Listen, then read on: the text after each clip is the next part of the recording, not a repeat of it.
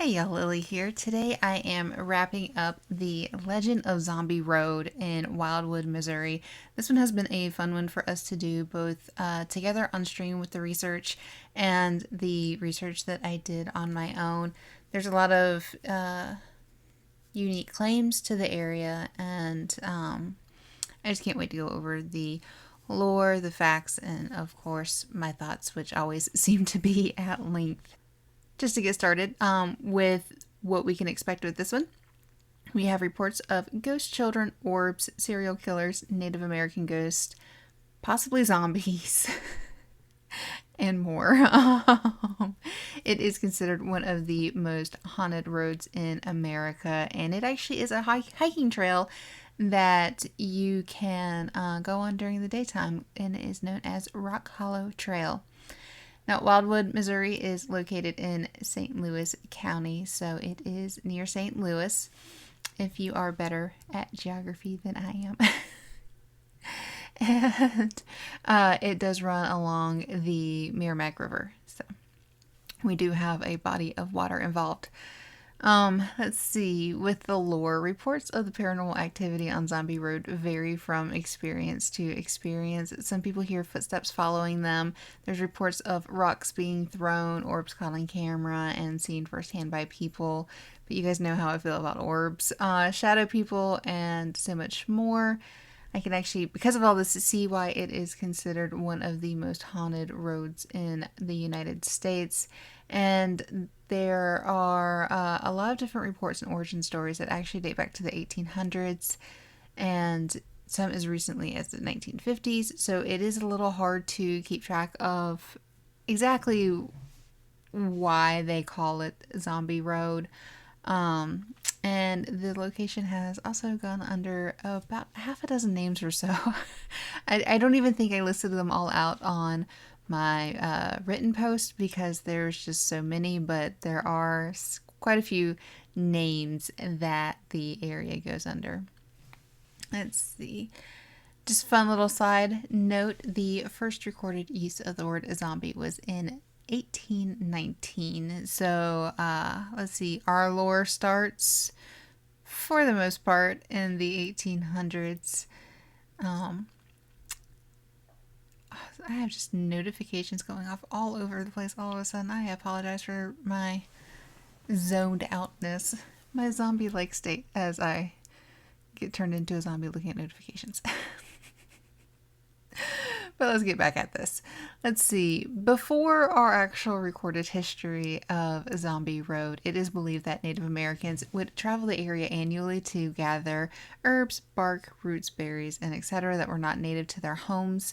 We do have photographic evidence of at least one family doing this in the 1920s, and it is said that there was a burial ground in the area for those they lost along the way, but it is not tied to a specific tribe or nation. And it is considered or thought that the path they traveled became, I just tongue twisted myself. It is thought that the path they traveled may have actually been the original path for Zombie Road. In 1800 to 1803, Mr. Hamilton, I'm not going to begin to pronounce his name. I think maybe I should. Let's see. Nope. I think Ninin? I don't know. Hamilton settled on a 640-acre tract of land, which is now occupied by the, I think it's LaSalle Institute, Old State Road, and Highway 109. In 1831, the Missouri Pacific Highway came to the area, and sadder note of just history for the area, in 1845 to 1909, Native Americans were actually banned from living in the state of Missouri. And this does tie in with some of our lore. In 1854, the village of Glencoe was officially laid out, and in 1859, a 16-room mansion with a lime kiln were built by James E. Yeatman on the original Hamilton land tract. The Civil War took place between 1861 and 1865, and soldiers were said to travel the area during the Civil War, and there were known expeditions to the St. Louis area. From 1868 to the 1970s, Glencoe Marble Company operated a limestone quarry in the area. In the 1870s to the 1880s, Yeatman sold his mansion to the Christian Brothers, which was then used as an orphanage. The brothers built a larger building in front of the mansion, which burned down in 1875 and was rebuilt in the 1880s. I am going to do a quick side note on this one before I get to, because this is just more of the basis of the lore for everything right now. With this one, I do end up having conflicting information later on, and this was something that my brain and research kind of glossed over until I was actually writing this out. So I don't have in-depth research on this, and it is one of those things that I would love to be able to come back to and research more, but I'll get into that in a little bit. So 1876, this is the only reported death in the area that has any kind of source that we still have access to. Della Hamilton McCullough was hit and killed by a train while crossing the tracks, and there's also a report of somebody else, well, I won't say somebody else, of somebody getting hit by a train and the remains looking like that of a zombie, but it doesn't necessarily, the report that I saw did not mention her by name specifically. So while her death can be confirmed with a St. Louis Globe Democrat newspaper article from August 24th, 1876, I'm not 100% certain if the other report that I saw was referencing her or if it was referencing another death that we just don't have a report of. From 1900 to 1945, Glencoe, which is part of the area, and one of the names that it went on, Wildwood went under, was a premier resort community. And as vacation interest in the area died off as roads were more in use over the railroad, many properties were converted into primary year-round residences. In 1913, it is reported that Native American children were being tortured at a nearby orphanage. The name of the orphanage was not given. Now, again, I don't know if this was potentially the Christian Brothers one, or if it was one in St. Louis, because they're near there, but there was no name given, at least not in the very brief amount of research that I was able to do on this. And again, I want to do more research on this very particular topic. In the 1950s, there are reports of an escaped mental patient serial killer who killed teens in the area and continued to kill after his death. And this makes you wonder, okay, was he a zombie killer or was he a ghost or, some kind of other undead creature? But the area gained the moniker of Zombie Road during that same time period. In the 1960s, supposedly there was 2 teens in the area and one fell to his death. During his fall, his face and scalp got caught in a tree and ripped off. In the 1970s, there were 2 teens who were reportedly involved in a train accident, and residents aided in the search for their remains. During this time period, there was also a hunter who found a car parked but running in the area. There was a hose running from the car's tailpipe into the car, but there was no mention of if the driver had died or if he was rescued in time. In the 1990s, it's reported that a mother and her 5-year-old child were walking along the tracks and a train came through. The mother was able to push her child out of the way in time, but was not able to save herself. In the documentary Children of the Grave, they do mention a 5-year-old who died on the train tracks in the 1990s, but it is unclear if that's meant to be the same story or a different story. So, again, kind of like with the 1876 thing, report with Della, and then another report of a train accident victim. Are they supposed to be the same? And just some information got misconstrued? I'm not entirely certain.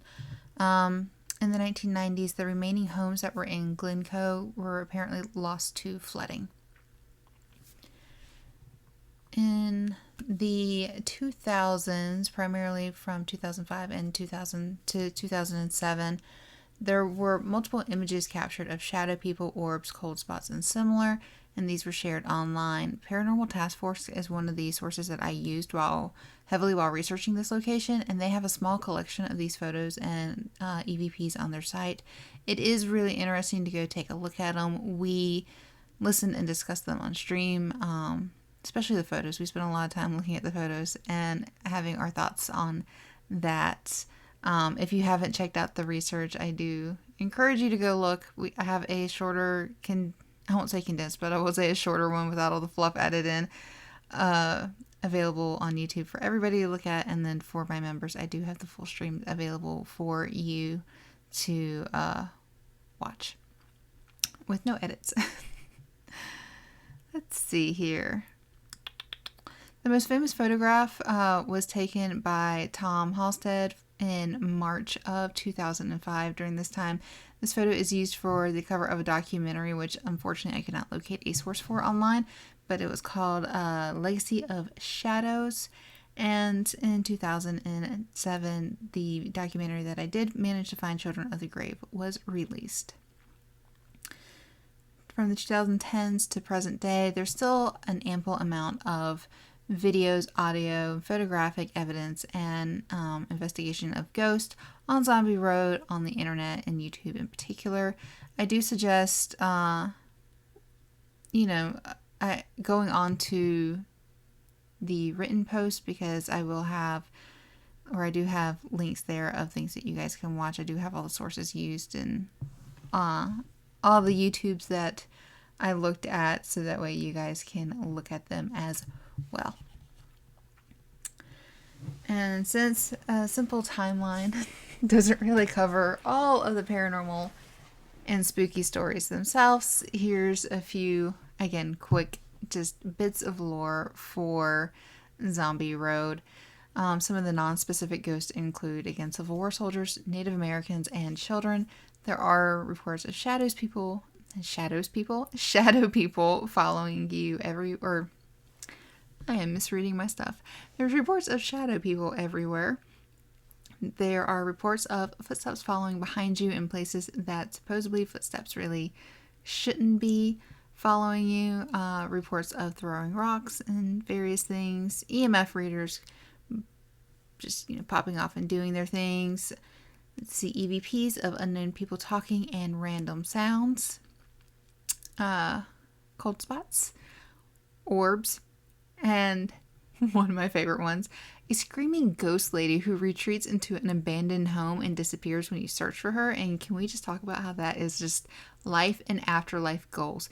To yell and scream at people, but then whenever they come to find you, you just vanish. Yes, please. There is a report of a ghost boy who fell from the bluffs along the river and he died. Now, the reports don't say if he fell from the fall or from drowning, but his body was never recovered. It said there is a translucent figure in white who walks along the tracks and disappears. Some reports say the figure glows a bluish white light at first and then disappears on approach. And many people consider this to be Della's ghost. And while not particularly spooky, the tracks themselves do have a lot of sharp bends that often led to derailments, and those derailments ended up leading to the track service being discontinued. The derailments are a possible source for, more ghost stories and urban legends in the area. And additionally, being along the Merrimack River, there are just a lot of drownings that have occurred both in recent and forgotten history that definitely could lead a hand into creating ghost and ghost stories, because, it's just an easy one to create. Okay, so now we've done the overview of the lore, and now we're going to actually talk about what we could figure out as far as the actual facts for the area. Now, in regard to the Native peoples and orphans and the church, There were many tribes that at one point in time called the St. Louis area and Missouri itself home, but again, for about a period of 50 years, they were banned from living in the states. There are, at least in the list that I had, roughly 30 different tribes in the area that were displaced. As far as the claims of Native American children being tortured by an area orphanage, there were several orphanages that operated in the nearby city of St. Louis, as well as the one that was operated by the Christian Brothers in the 1870s to 1880s. And again, this was during the time of the ban, and the reports did come from the 1913, but I don't have a source for those 1913 claims. But I will say that this, as there was some just general information that conflicted between the pages that I was on looking at things, it is something I would very much love to research further.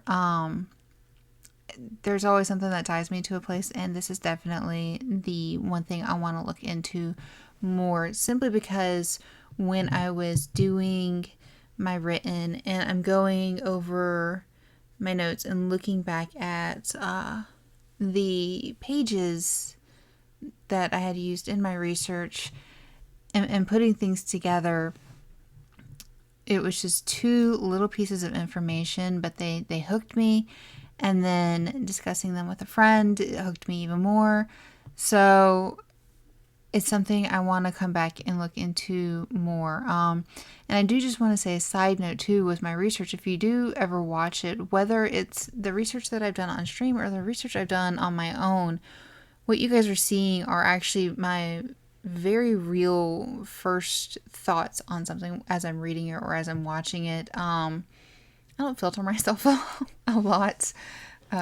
What pops into my head usually falls out of my mouth at that point in time. So when I'm researching, that's my initial thoughts. And then when I'm going through and I'm editing, whether it's a stream or just a video in general for YouTube for me to put on or put up, I'm not only editing for time and, just random stuff that has to be cut out, but I'm taking notes. I have notes on my notes, essentially, because it's like, oh, well, I've had this additional thought. And then this continues on more and more, even as I'm writing. And it is very common for me to be writing a piece and popping onto my personal Twitter just to complain about how I want to research something even more. And, Discord, now that I have Discord, though, that server is going to be getting all of my writing, ramblings, and rantings and ravings as I go along, because I constantly want to research things more. And I know I'm kind of going on about this and harping it, but this is the thing that is tying me to this area that makes me not want to leave Zombie Road, because I really want to research this particular story more. So I have a list of places we're going back to. Bachelor's Grove is on it.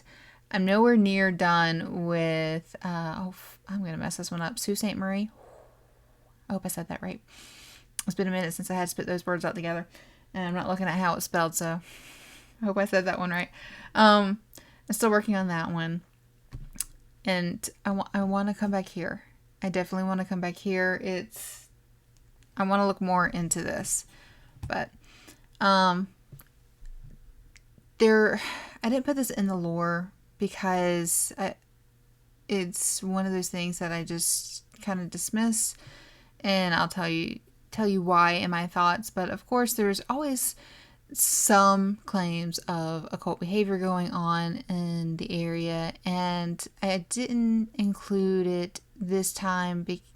Again, I'll explain more on that, but I do find it interesting that these claims, they used the phrase Satanist for the occult rituals. I'm using occult because if there was going to be a ritual, unless they left a note saying this was done by us, you don't know who it was done by. But I do find it interesting that you have these occult rituals, supposedly that had happened on land that is or was owned by the church. Sorry, somebody just started hammering outside and it distracted me for a hot second. So that one's like one of those ones you kind of got to chew on. Sorry, I cut my cup in front of my face. It's one of those ones you got to chew on in the sense that, all right, if you find a dead body, an animal dead body, let me rephrase that. If you find a dead animal on a hiking trail in the middle of the woods and you immediately associate it with an occult practice, that's a bit hilarious. Again, unless they left a note or something more than just, a dead fox. Sorry for the loud bang. But they're blaming it on occultists, but again, funny to me that the Catholic Church is in the area. But because let's be perfectly honest, out of the most pagan of the Christian religions, Catholicism is like the most pagan of them, like with all of their rituals and stuff. That's neither here nor there, though, and that is not what we're talking about at all. That was just little Lily side notes there. Going back to the facts. For the Civil War use of the area,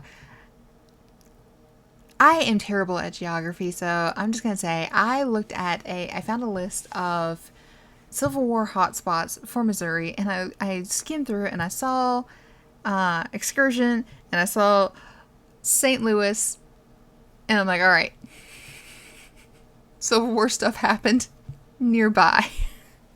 Plus, the railroad was already down. It was laid down in the 1830s.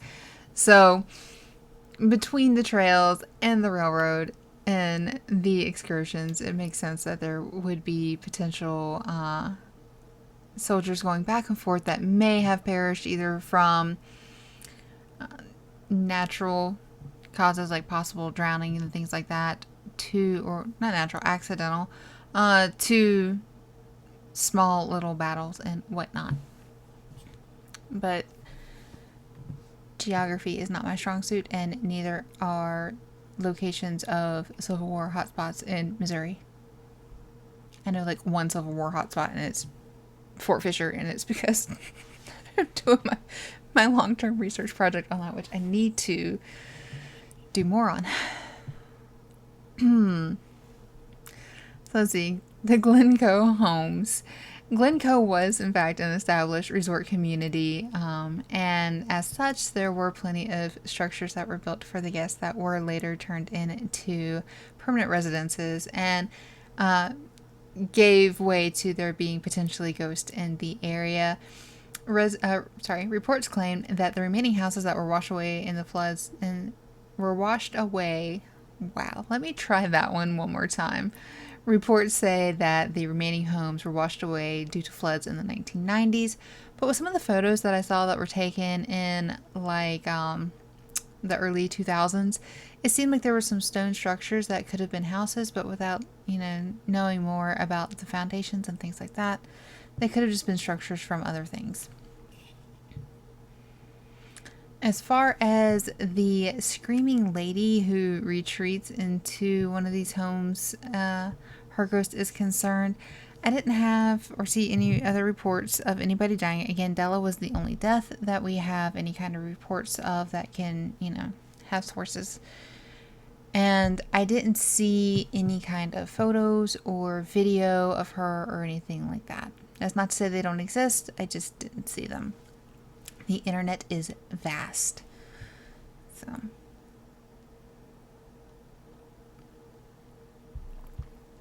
The serial killer escaped mental patient story. You guys know I love the Hookman. Like that. That's my story. That's my favorite urban legend.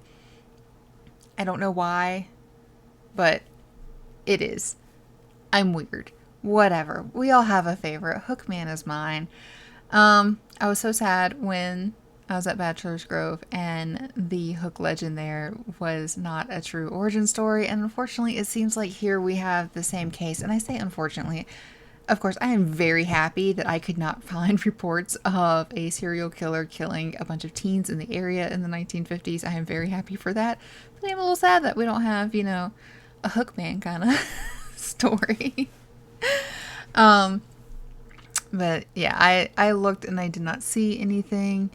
I looked up serial killers. I looked up old, news articles trying to find something, and I couldn't. And I mean, when I say I went through, we have all these other reported deaths that happen and accidents and things like that, like the car that was left running in the 70s, the mother and her child with the train accident in the 90s. We have so many. I couldn't find any other news articles on these. They may exist on something like newspapers.com, but for the amount of time I needed to access that information, I would have been out of the free trial in like a third of the time I needed. So I was not able to go through there to find anything. But also too, just other news sources and such I could not find. I did find it interesting with the 1990s mother and child one, though. That one, I feel like there should have been something more online, but maybe I'm thinking too much into it. I don't know. I will say, when I was looking through to try and find these deaths too, it wasn't just for news articles. You guys, if anything happens to me, the Viking has already been told that he needs to thoroughly delete my lore search history, because I was like on the Missouri death certificate, or like they have a death index that I was on researching to see if I could find some of the, like looking up train accident victims and drowning victims and things like that. And I don't like my search history right now. I'm going to have to clear it before I start my next batch of research. I think this is actually, I wanted to take a side note. All right, this is going to be the last part that I'm going to go over as far as the facts before I get into my Lily thoughts, which again are always at length.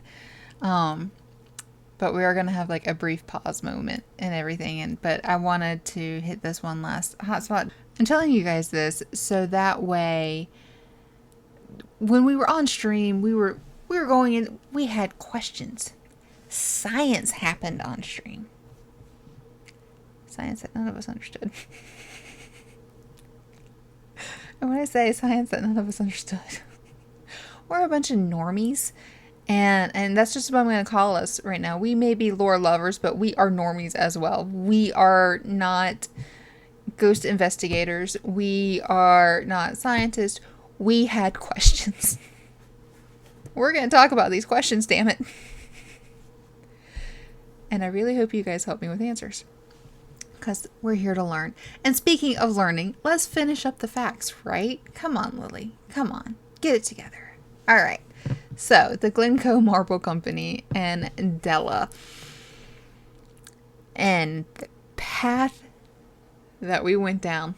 Alright, so Glencoe Marble Company did in fact operate a limestone quarry in the area, and Della's death is in fact the only reported death in the area that has a citable source.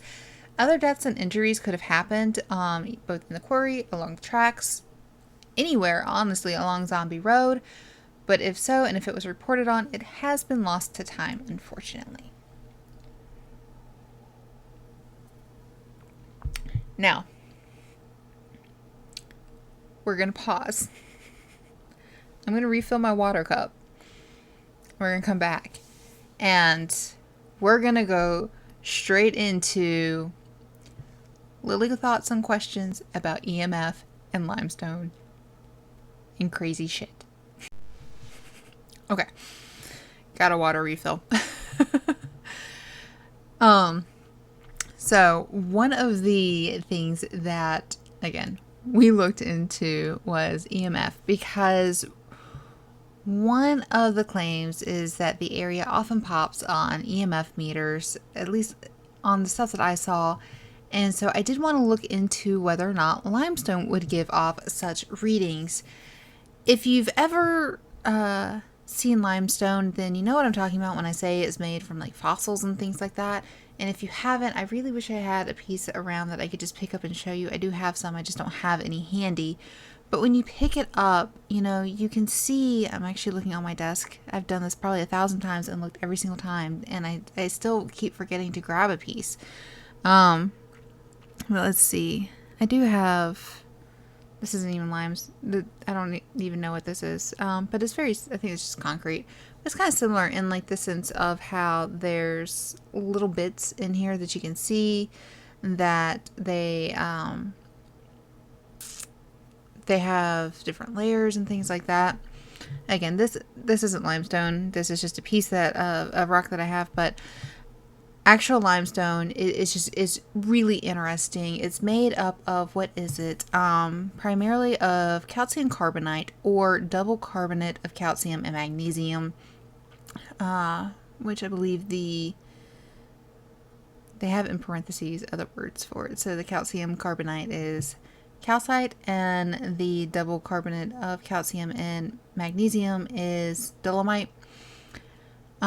It's commonly composed of tiny fossils, shell fragments, and other fossilized debris, and it's just really neat. And the interesting thing about limestone is it's a soft rock, so it breaks easily, it crumbles easily. You can see all these layers. It erodes just... I'm getting excited talking about rocks. Can you tell I was the weird kid who had like a basket of rocks in her room? I was the weird kid who had a basket of rocks in her room and shells, and I still kind of am, because again, I'm looking at my desk and it is just covered in shells, and I really should show some of them off sometime. I got some really neat ones from different places and stuff. But I was curious to know if, because of the way it's made, because of the fossils and things like that, the way that it breaks, the way that the limestone in my area is going to be vastly different from the limestone in your area, simply because of the makeup of the fossils that are around. So I wanted to know if it would make EMF meters go crazy. I don't think we ever actually found an answer for this. Not only do I not think that we never found an answer for it, I'm looking at my writing, I'm thinking about the stream, and I don't think we ever actually found a definitive answer as to whether or not limestone would make EMF meters go crazy. So if you happen to have the answer to this question and can show me, that'd be great. I don't and as I go on to the next bit of this, I don't expect it to pop on one of the meters, but it would be interesting to know if it pops on the other. And for those people who have no idea what I'm talking about from one meter or another, we're going to talk about that. Because the group had questions. And this is going to be one of these times where you're going to hear me harp repeatedly on, if I'm wrong, if the conclusions that us normies have concluded are wrong, please tell us, and please tell me, either in the comments, join Discord. Actually, I would love it if you join Discord and put your comments there, so that way we all can see them and discuss them. Because we have questions and we want answers to them, and if our way of thinking is incorrect, then we want to know, so that way we can correct our way of thinking. The whole thing that we're going after here is transparency and understanding and education and finding the science and the paranormal. So if I'm going to prove that ghosts exist, I'm going to have questions about the equipment that we use to locate said ghost. And it it causes discussions like this. So I'm not trying to be snarky with the equipment questions that I have and the EMF questions that I have, but I am going to be very repetitive in saying, if I'm wrong, prove me wrong. If I'm wrong, if I have this wrong, if the conclusions that me and the others that I spoke with are incorrect, please tell me. But don't just tell me, like, show me how I'm wrong. Don't just say that, oh, I'm wrong because you've been a paranormal investigator for 20 years and that's just not how it's done. I would hope after 20 years you actually do have some kind of science to back up what your claims are and can explain it to me. So in this case, yeah, your experiences aren't what I'm looking for. This is not going to help me prove anything to anybody. I need to know why and, the real why of things. So we're with that little bit of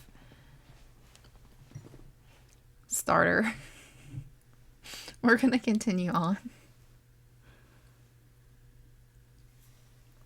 So we're going to follow the thought train that was the live stream on Twitch with the research. So EMF stands for electromagnetic field, and I am quoting from Wikipedia here, is the mathematical representation of the influences on and due to electric charges. The field at any point in space and time can be regarded as a combination of an electric field and a magnetic field.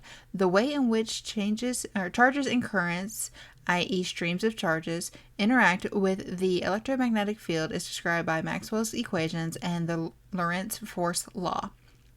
I have no idea what Maxwell's equations and the Lorentz force law are, but I feel like that is a fairly easy thing to grasp.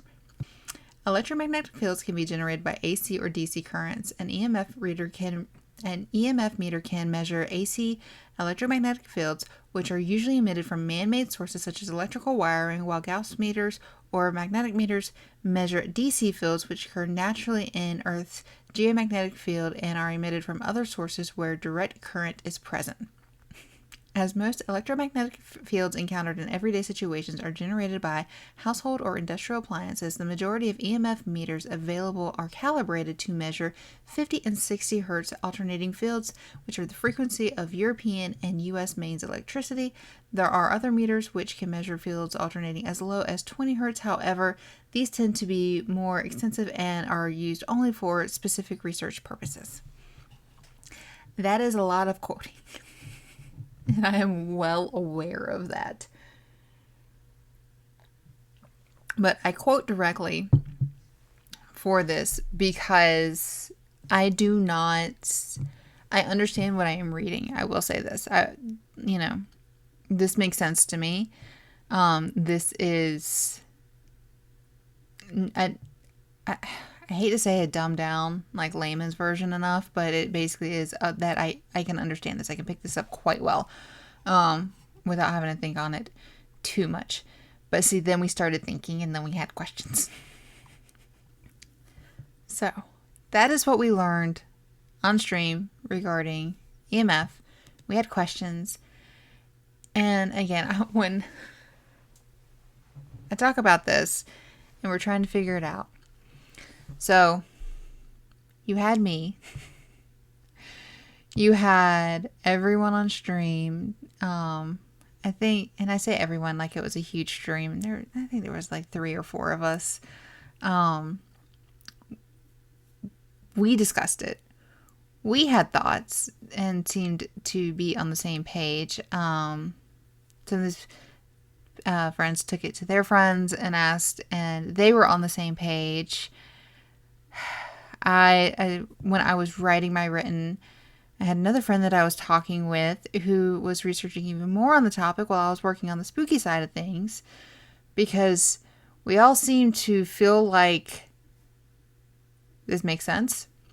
So again, if we're wrong, we're a group of normies who are trying to figure this out. If we're wrong, please tell us and show us why we're wrong. All right, cite your sources. You cannot have awesome sauce without the sauce. No sauce, no awesome. Give me your sources. And yes, I'm pointing. Even though my finger was disappearing, I'm pointing at you.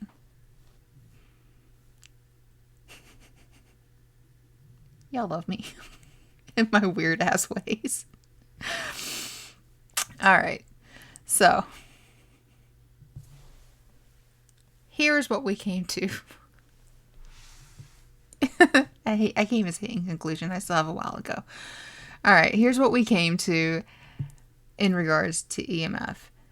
If DC EMF is the natural kind and AC is the man-made kind, it stands to reason that people, animals, and things in nature, if they emit anything, would emit DC. Correct? In other words, you would need a different meter to read your body's output versus the device that you're currently watching this on and that I'm currently using to record on, the lights around me, all that kind of stuff. So, we're understanding of that, right? This makes sense to us. If we're wrong, tell us. And again, we're going to continue on like we're correct. So at any point in time, if our information is inaccurate, step up and tell us so we can course correct as soon as possible. All right? So if we're accurate in our way of thinking, ghosts should read like humans because they aren't any more man-made than man himself. Again, continuing that we're continuing under the assumption that we are correct in our thinking. If we're not, prove us wrong. An AC meter will pick up on your devices, but not you because it reads man-made EMF. DC meter, opposite. So there are meters that read both. I did find one on Amazon for, like $265. And if that's like the kind that you use, cool. I'm really cool with that because you're doing what I'm hoping you're doing and you're checking for everything. All right. But what I saw was the standard issue, and I'm calling it the standard issue EMF reader because literally, if I flashed a picture up of it right now, it would be the one that you're picturing in your head that everybody has used from, all the time. And I understand why. It's $16 on Amazon, but it only reads AC. All right. So you understand where my questioning is coming from on this one. Because why would you need to worry about something that is going to register and read the amount of EMF that your cell phone is putting out when Mr. Ghosty that you're looking for should read the same as your investigation buddy? And you always have an investigation buddy. That's how you do not end up as a horror movie circumstance. Anywho. But I digress. I want to know basically how should ghosts be reading? Should they be reading on AC or DC? And if it should be DC, why are so many ghost hunters using an AC meter? Because that really shouldn't have any bearing on it. Now, I am going to have a flip side to this argument because I tried to think out a flip side to it, and I did have one. We do have ghosts that manipulate things like your electricity. They have battery drain, they flicker the lights, they do all kinds of weird shit like that. I could understand why an AC meter, EMF meter, would be handy in a circumstance like that. Maybe you can register power spikes and power drains in that way. Maybe a ghost in that circumstance is actually taking in that energy to manipulate it, and so it can be fed off of them. But, it is, again, if they're DC, they should be running off of a different current in general, and an AC current shouldn't really feed them that much. When I say feed, I mean, like, literally, like, I want to power up, like, Popeye and spinach. Lettuce isn't going to do it for them, but spinach will. All right. So, If they're draining the energy, okay, maybe they can be read off of that. But like this particular meter that I saw based off of its product description, it only reads about 2 feet away. So a ghost would basically have to be sitting right on it. And when I say that, I mean like that 2 feet is roughly the area that I'm sitting in right now of space. Is not very large at all. I'm maybe 2 feet away from my phone, about a foot away from my microphone. So, you know, it's not a huge amount of space. So the ghost basically practically have to be sitting on the meter. And wouldn't they then be draining that battery as opposed to the battery pack from your camera that is 10 feet away? But again, if I am wrong in any way of my thinking on this, please tell me that I am wrong. Please prove to me that I'm wrong. Like, again, don't just tell me, but I need you to prove this to me, because I am somebody, I want to know the why. So when I then go to tell people, I can say, okay, well, this is the why. This is, what you... I'm not going to be able to, I have to be able to explain it to people. If I can't explain it to them, then you haven't explained it to me correctly. Does that make sense? So you need to explain it to me so that way I can explain it to others. So that way me and my group of normie friends, we can all be on the same page with this, and we can all be smarter in trying to figure this information out. If that makes sense. I'm not trying to be like some person who, I never change my mind kind of thing. It's just, I do change my mind, but I want to make an educated change. So now that we are done discussing what a group of normies have decided how things should be for EMF and reading ghost. And again, if we're wrong, please tell me so we can correct. I want to talk about one thing that it did bother me while I was watching the Children of the Grave documentary, as well as a few other things that I watched along the way in this research. And, if you guys know me, what we do here at Lily's Lore and Legends is we are trying to prove, and I do mean prove, whether or not something paranormal exists. Now, whether that is ghost, Bigfoot, Normie, the lake monster that I looked up before, whatever, I'm trying to figure out if there is truth in science in any of this, So that's what we're trying to do. And I try to bring everything as transparently as possible. There's a reason why in every post I do, I have a very long list of sources that are the bane of my existence to format and bring to you guys.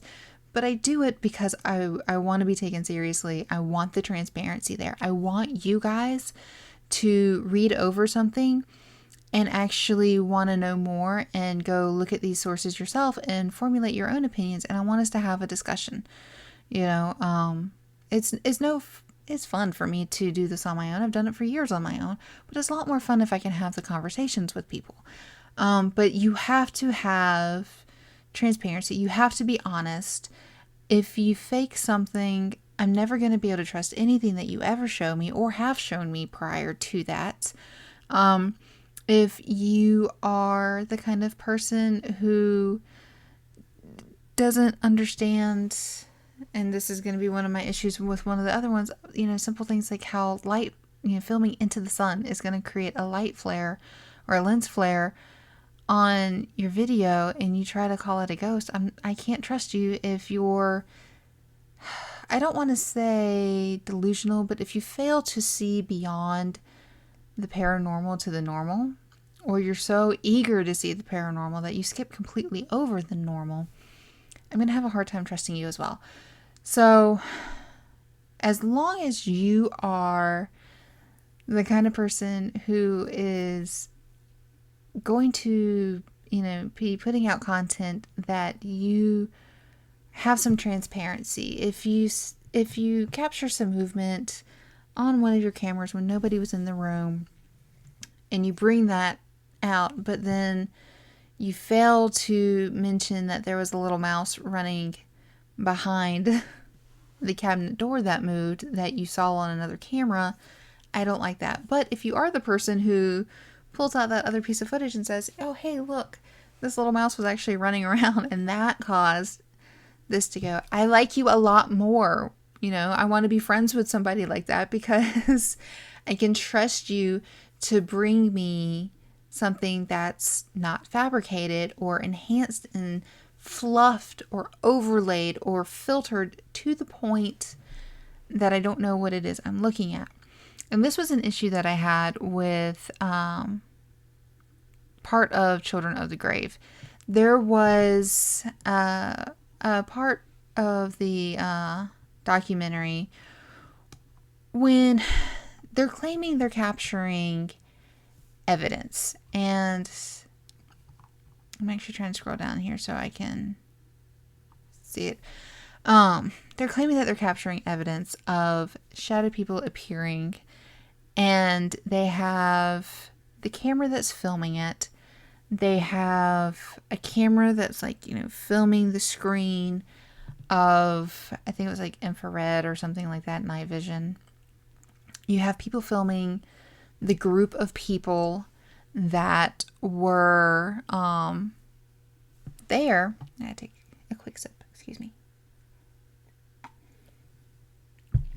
You have the people who were there, that they were doing the investigation. And I do want to say, I'm going to use the terms investigation and hunt pretty much interchangeably, even though the internet has told me that an investigation is when you know there's ghosts in the area versus a hunt when you don't know there's ghosts in the area. But aside from that, I'm going to use them interchangeably because that's ease, whatever. But they had a lot of cameras, and the way they chose to present their findings and,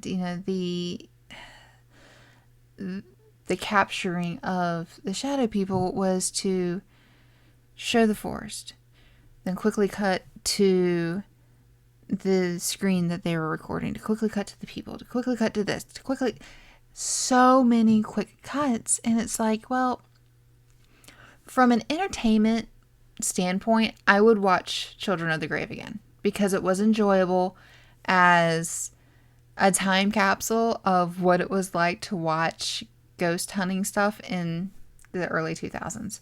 It was very enjoyable in that sense. In the sense of what I'm looking for, it was not, because I would have much rather have seen uncut and whether it's uncut and individual showings of it or on a split screen with it all, but still uncut, showing these shadow people supposedly emerging and them reacting to it. But they didn't do that. And if you say it was for editing purposes, there's actually a whole section that could have been eliminated to make time for it. But the entire documentary, I think it's like 127 minutes. So it's not even a full 90 minutes long, or maybe it was 97 minutes. It was really short. And the part that was about Zombie Road was like the last half hour, or not even the full last half hour, but it started at like 58 minutes in. And the thing that they could have cut was a whole scene where, again, you know how I mentioned before about the occult stuff and the animal carcasses? Well, they're showing animal carcasses that they are claiming are from satanic rituals, and they used images that were stamped as evidence with case numbers and dates. But these animals just looked like they had died in the wild and were found, after insects and birds and small creatures and larger creatures had already gotten to them. They just looked like they were in natural states of decay. Additionally, they were trying to make it seem like these photos were taken really close together, where one set was taken in February of 2004, with the other being taken in March 2006. So we have 2 years separating these, which isn't spooky at all. That's just nature. Again, unless you are finding things like pentagrams or candles or something that would lead more to there was human involvement in this. It's just animals that are dying out in nature. Additionally, they cited a case of a building found with dead animals, candles, and blood on the walls. Now, they failed to make it known that the county that was marked on these photos was Butler County, which per Google Maps says it's 2 hours and 45 minutes away from Wildwood. This is the gray man situation all over again, with the piece of footage that was captured of the gray man that was 4 hours away. No.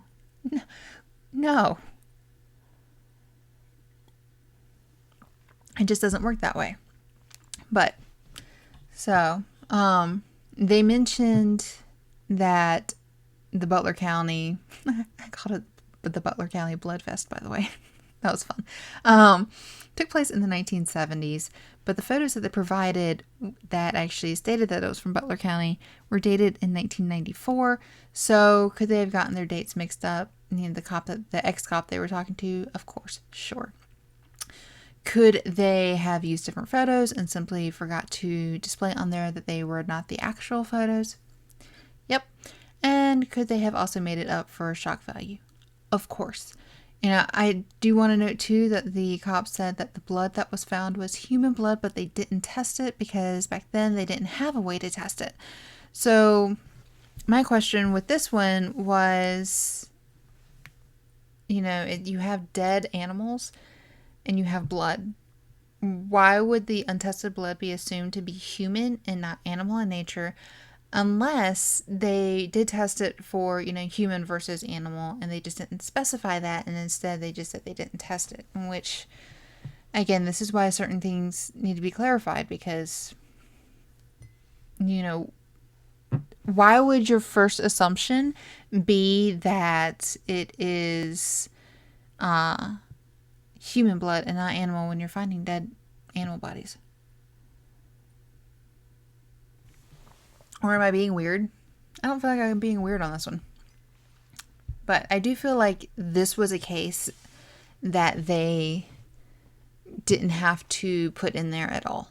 Like, it does not relate to Zombie Road. It does not relate to dead children in any way. I hate that I even had to say that. It was just a spooky crime scene in a place counties over, hours away. They could have cut that story out in order to put in more of the footage of them supposedly capturing shadow people, if that is what they did.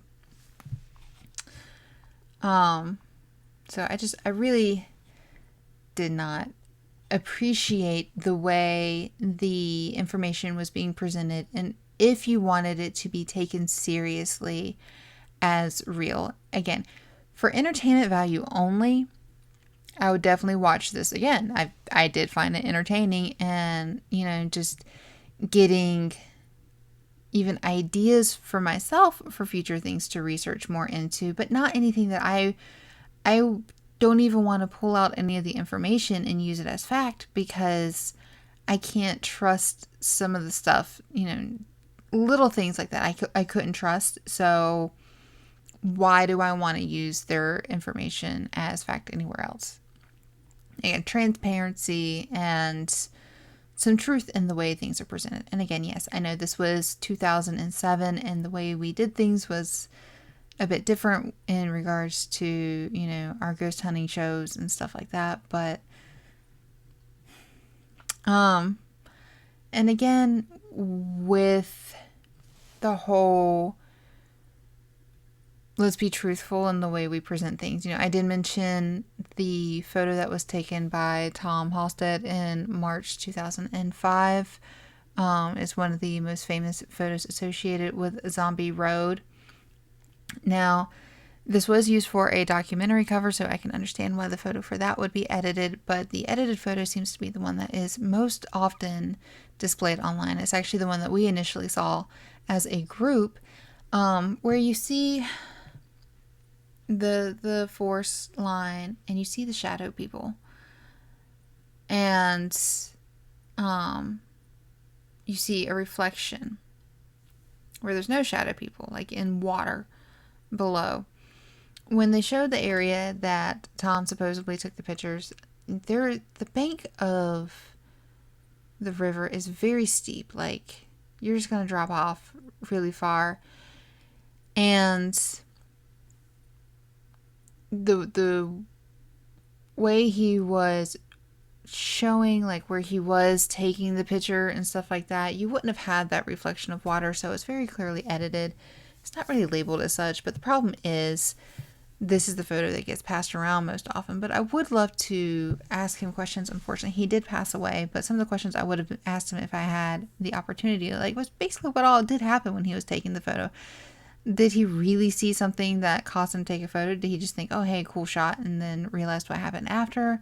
You know, what was the weather like? Just what was the camera he was using? I would have so many questions. But it's so hard to trust a photo like this that you know has been edited for entertainment value, I guess. Again, because it's the cover of a movie. It's just hard to take it seriously when that's what keeps getting passed around. And then there was more photos that we did look at on stream that, you know, they had original photos and they had lightened photos.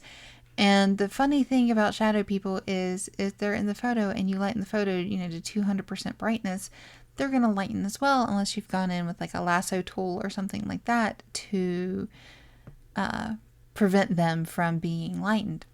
Which means you are editing that photo in a way that is, if you aren't saying that that's what you're doing, it is in a deceptive manner.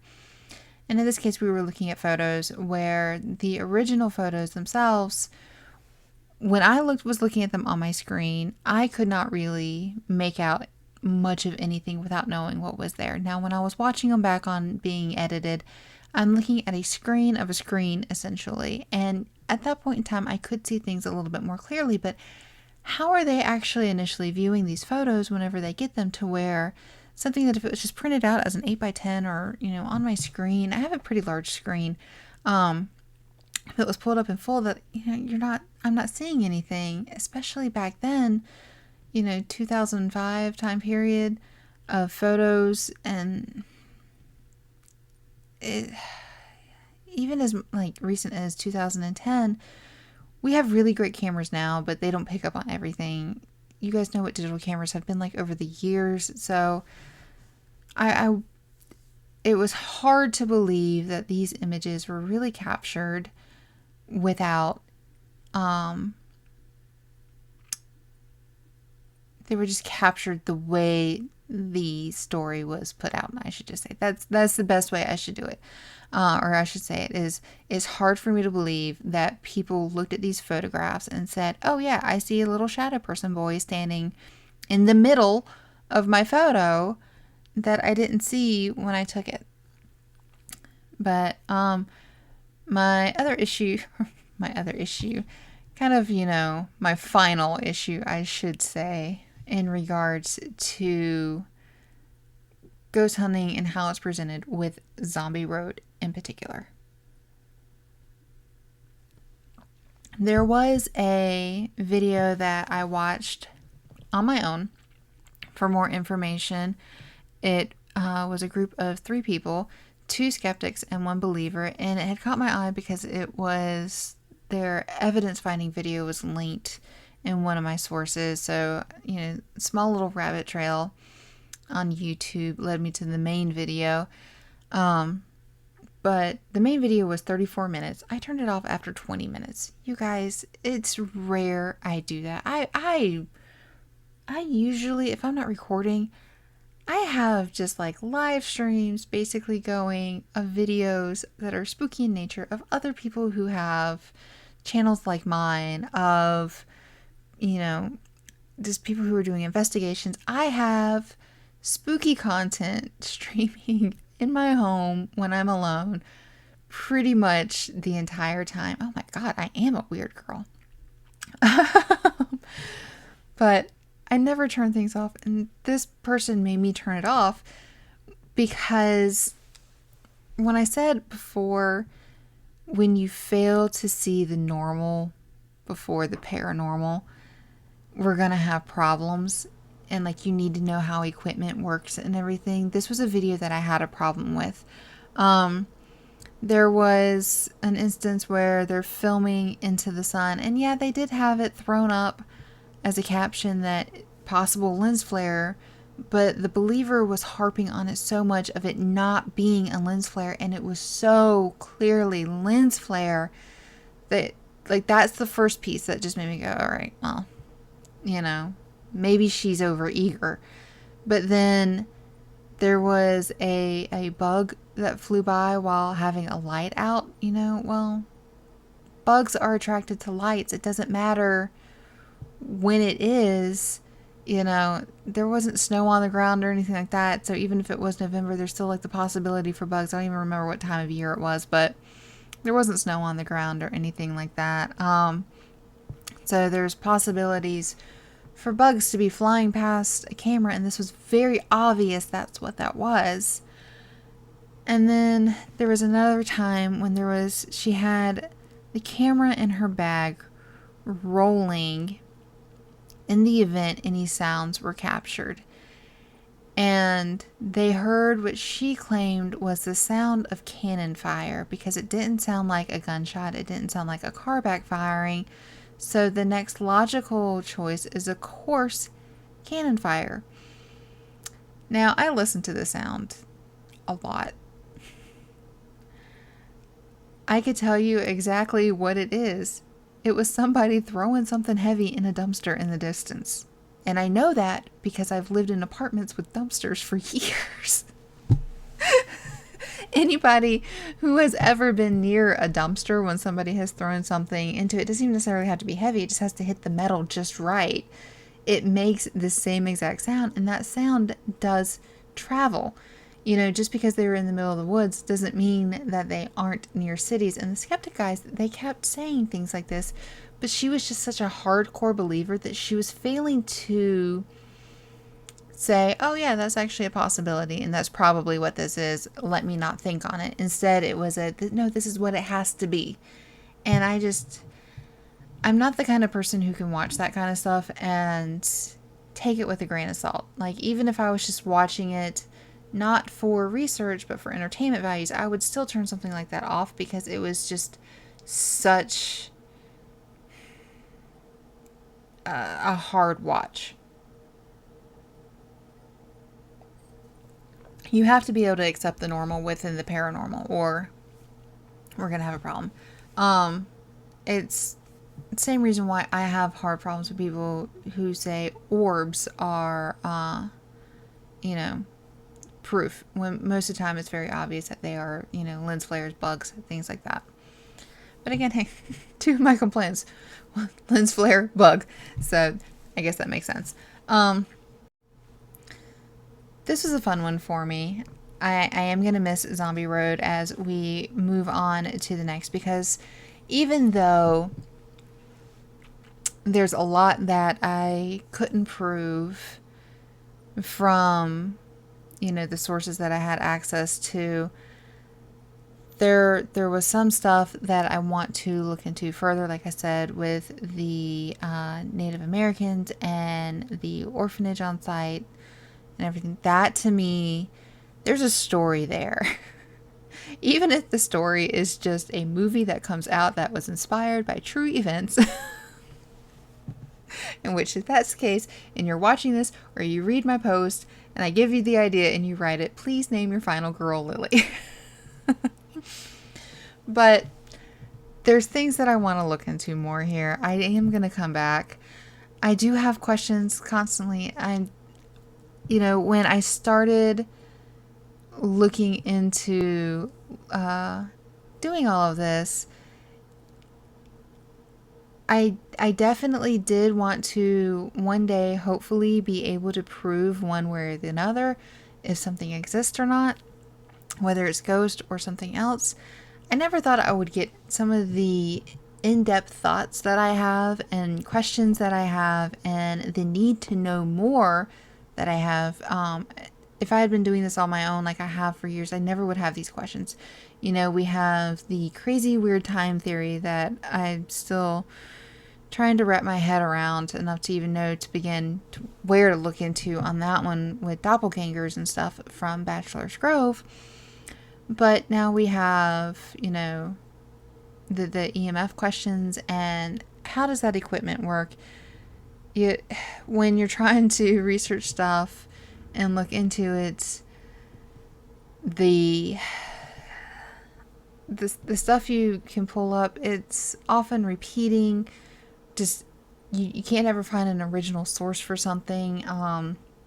In the regards to your body's output of EMF, there are a lot of holistic things that will pop up when you research it.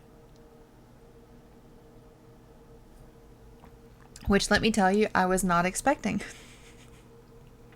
But we end up with these deeper thoughts than, again, I've ever thought I was going to have. And I'm really happy to have them. And I really do want to have discussions. I want to learn more. And I want to learn more in such a way that I can then present it to other people. So whenever I say, if I'm wrong, tell me I'm wrong and prove it to me, I mean it. Please come to me and say, hey, Lily, you got this wrong. And this is how you got it wrong. I am like the nicest person on the internet. I'm going to believe you.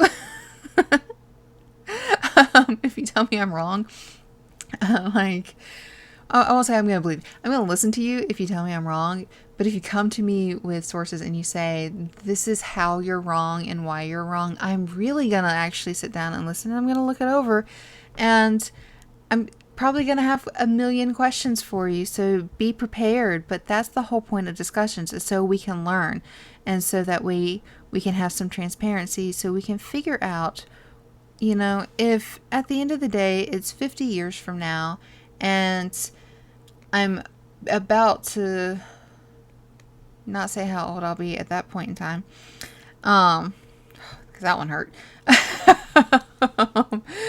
But in 50 years from now, if I am still asking the same questions because nobody's bothered to tell me, that's going to be really sad. But if in 50 years from now, I've had a lot more deeper thoughts and we've had a lot more discussions on it because we've had discussions, then I'm going to be a happy camper. So how do I wrap this up in a way that is concise and nice and not me just being sassy, I'm right and that's all there is to it, because that isn't all there is to it, is there? It's really let's have a discussion, let's talk it out, let's be friends. Come hang out on Discord. Come talk to me on Discord. I am making, are they called channels? I think they're called channels. This is how much or how little I know about Discord. But I'm setting up, we're just going to call them channels and hope that I'm using the right word there. I'm setting up channels for the areas that we are researching. So there is one on Zombie Road, so we can discuss Zombie Road in particular. But, maybe we'll set ones up for like ghost hunting and investigation discussions. So that way when we have questions like how EMF is read, if we get people who actually do this professionally to chime in with the information, I will love you forever and stuff. So come hang out on Discord. It's free. If you do want to become a member and have access to the member-only areas, that's only $5 a month. I'm going to have links down in the description, and I'm sure I have had a little QR codes and Bitly links pop up because I have learned how to edit a little bit better on my computer. Did you notice in my last couple of videos? That's right, your girl's learning. I got a nice microphone. Man, I am stepping up in the world, right? 2024 is going to be Lily's year. So we're going to get spooky together. All right, I'm done. I'm done rambling. I love you all, and I will talk to you very soon. So until next time, stay spooky.